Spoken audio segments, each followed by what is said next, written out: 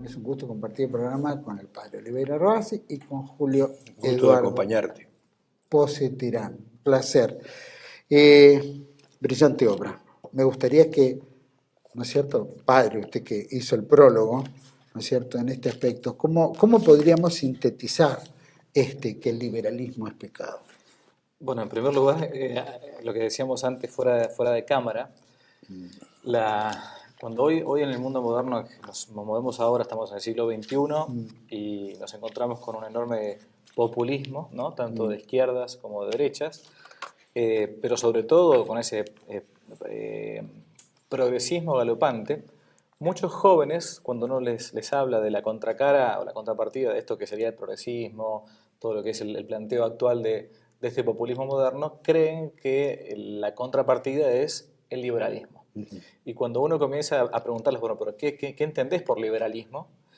Muchas veces no saben qué decir y creen que simplemente es la contrapartida del marxismo, el comunismo, en fin. Entonces, este libro ya de por sí tiene un título muy, pero muy, como decimos en el fútbol, muy picante, muy fuerte, muy claro. Sí, porque ya de por sí a uno lo interpela, ¿no? ¿Qué es el liberalismo? Bueno, primero, ¿qué es el libro? El libro es un libro clásico. Julio Pose lo está editando. El autor es Félix Ardáiz Albani y está escrito en un momento concreto de la España del siglo XIX, cuando nace el movimiento o el partido, así como se llama, el Partido Liberal. O sea, en cuanto al liberalismo, hay que entender que primero nace como una especie de partido político en España y después comienzan a surgir sus ideas, pero en realidad las ideas venían de antes, del siglo mal llamado de las luces, que es el siglo XVIII, la Revolución Francesa. ¿Y qué plantea? ¿Qué es el liberalismo? ¿Por qué el autor le pone un título tan fuerte? El liberalismo es pecado, no es que es algo bueno, algo más. Porque es una ideología, como tal es un sistema cerrado de pensamientos que es independiente de la realidad extramental. O sea, que plantea el liberalismo, según las encíclicas famosas, las Libertas y otras más, que el valor supremo del hombre es la libertad. Supremo. Libertad que no es esa voluntad, es decir, ese apetito racional actuando, que es la autodeterminación del hombre, es la potencia del alma llamada la libertad, sino es como esa libertad que no tiene otro patrón de conducta que, en este caso para el liberalismo, el derecho positivo, por ejemplo, ¿no? Entonces hay libertad de expresión, libertad de enseñanza, libertad de publicación, libertad de lo que fuera, sin ninguna norma, y esto es bien propio del mundo moderno, si queremos. Por eso plantea este autor en el libro que el liberalismo es el pecado, prácticamente más que un pecado, es el pecado de origen, porque es seréis como dioses y seréis quien va a decir que está bien o que está mal. Claro, uno le dice todo esto a un joven en el siglo XXI, y el joven dice, no, un momentito, padre, pero eso usted está haciendo un disparate, una barbaridad, porque, por ejemplo, hay muchos liberales que están en contra de, qué sé yo, no sé, pongámosle, la ideología de género. Entonces uno dice, bueno, ¿y por qué está en contra de la ideología de género? Bueno, porque no, porque defiende la familia, perfecto. ¿Y hacia dónde, cuál es el valor supremo que están defendiendo? La libertad. Pero entonces si alguien decide ir contra el orden natural, entonces, bueno, no saben bien por dónde engancharlo. Bueno, habría muchas más cosas para decir, pero quiero decir esto sí, para cerrar brevemente, que esta ideología, sobre todo en los más jóvenes, que es a mí lo que más me preocupa, cuando uno le habla de liberalismo, lo único que intentan enmarcar dentro de esta palabra es el ámbito del capitalismo. O sea, ¿por qué cuando uno dice, no, liberalismo es pecado? Entonces usted es marxista. No, usted es anticapitalista. No. Entonces, se van por un pensamiento, un modo de pensar, que de hecho que es marxista, porque para el marxismo todo es en la materia. Entonces creen que simplemente el liberalismo, cuando uno habla de liberalismo, solamente lo material. O sea, el liberalismo económico. No. El liberalismo económico es una consecuencia de una ideología llamada el liberalismo, que no admite como patrón o como regla del obrar más que la propia libertad, que por cierto es caída. O sea, en el fondo, en la raíz del fondo de todo esto se encuentra algo que se llama el pecado original, que hace que el hombre se desvíe de su propio eje, entonces termine decidiendo lo que está bien y lo que está mal según su propio antojo, ¿no? Por eso, aunque no les gusta a muchos liberales, el padre del liberalismo en esto es Rousseau. Rousseau es el gran padre, el teórico o el iniciador. Que después hayan distintas vertientes. No, yo soy liberal, pero soy liberal libertario. No, yo soy liberal, pero soy liberal conservador. Vamos de vuelta a la fuente, estamos siempre en el problema. Por eso está bien puesto el título, el liberalismo es pecado. ¿Cómo podemos calificar el liberalismo? Es decir, ¿es un pecado grave? ¿Es un pecado venial? ¿Es un pecado? ¿En qué formas podemos identificar uno el pecado en ese aspecto? Bueno, muy buena la pregunta, porque la verdad que no hay un mandamiento que diga no serás liberal. Claro, Claro. Entonces hay que buscar, digamos, por qué razón. O sea, el título es provocativo, en Sardá Salvani concretamente. El padre Horacio Bojorge, nuestro gran amigo, puso una frase aún peor: el liberalismo es la iniquidad, ¿no? O sea, no solamente es un pecado.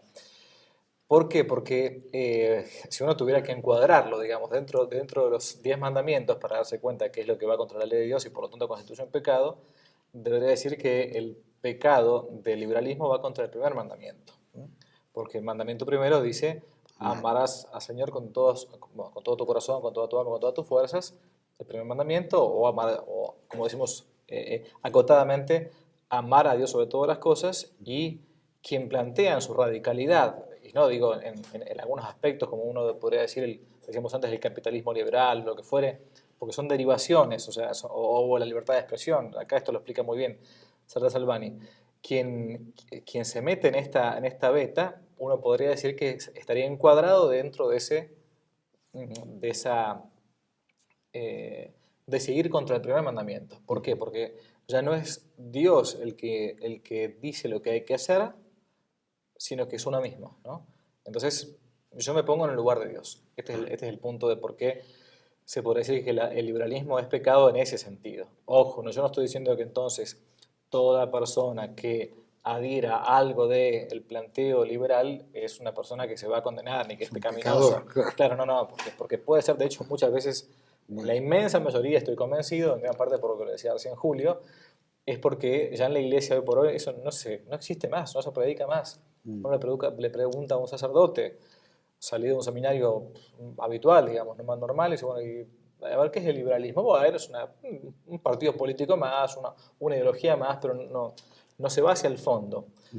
Pero lo propio entonces del liberalismo en cuanto a su raíz, desde el punto de vista moral, en lo profundo estoy hablando, es esto: es ir contra el primer mandamiento y no buscar entonces la ley de Dios y por lo tanto acomodar mi pensamiento y mi modo de obrar a la ley de Dios, sino a mi propia ley. Porque si la libertad es la ley suprema y no la ley divina, y entonces no queda otra opción que, bueno, manejarse según su propio criterio.